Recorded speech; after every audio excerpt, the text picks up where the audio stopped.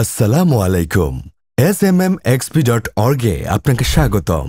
আজ আপনাদের দেখাবো সহজেই কিভাবে বিকাশ পেমেন্টের মাধ্যমে ডলার অ্যাড করতে হয়। সর্বপ্রথম ওয়েবসাইটে লগইন করে অ্যাড ফান্ড অপশনে ক্লিক করতে হবে। এরপর পেমেন্ট মেথড অপশন থেকে বিকাশ অপশন সিলেক্ট করতে হবে। তারপর আপনি যে পরিমাণ ডলার অ্যাড করতে চাচ্ছেন সেই সংখ্যা অ্যামাউন্ট অপশনে লিখতে হবে। আমি $1 অ্যাড করে দেখাচ্ছি, তাই অ্যামাউন্টে 1 দিচ্ছি। এরপর পে বাটনে ক্লিক করতে হবে। পে বাটনে ক্লিক করার পর এমন একটি ইন্টারফেস দেখতে পারবেন, যেখানে আপনি ডলার রেট কত আছে সেটিও দেখতে পারবেন। অনেক সময় ডলার রেট কম বেশি হতে পারে। এখন বিকাশে ক্লিক করলে এমন একটি পেমেন্ট ইন্টারফেস দেখতে পারবেন। এখানে আপনার বিকাশ নাম্বার দিয়ে কনফার্ম বাটনে ক্লিক করতে হবে।